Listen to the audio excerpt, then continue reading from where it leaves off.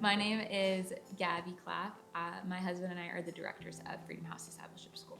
When we began building out the school, something that we felt was really important, and we saw this in seasons of life going overseas and then coming back, was it's easy to do life really well with Jesus when you are on a 2-week team, on a month team, overseas for even a longer period of time, and your day in and day out is all around the Lord. And where we saw people really struggle is like, how do I come back from being on the mission field, whether that's 2 weeks, 2 months, 2 years, and learn how to balance different facets of life.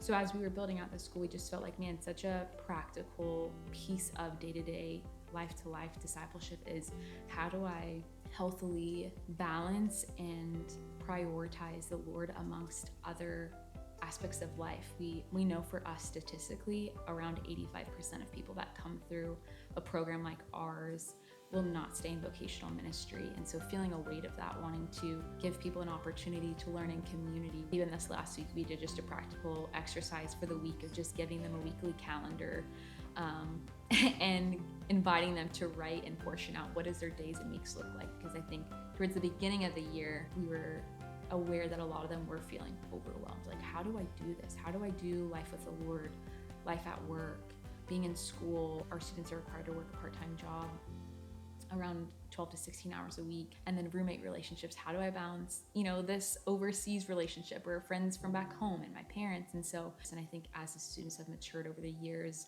we've been experiencing them living in more balance. And about 3 months in, they were like, oh, we thought we were gonna be able to hang out every single day. And they realized as they looked at their days, hey, maybe actually my expectation for myself in this season isn't practical. So getting to walk with them as they mature through learning what specific seasons of life require of them, watching them walk with the Holy Spirit and things that they needed to adjust or pivot so that they would remain healthy and that their priorities remain their priorities, I think has been just super awesome, and I'm really proud of them.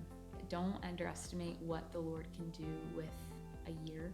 I look back at seasons in my life when I gave the Lord my yes, and even though it didn't look like the practical thing to do in the world, I just think of what's more practical and meaningful than giving Jesus a year of your life where you can be formed and shaped by Him, by community, by the Word. I would just say, if you're on the fence, call us in, and I'd love to get on the phone with you and hear any questions that you have, because I think we all ask ourselves those questions. But I guess my challenge would be, what could He do in a year?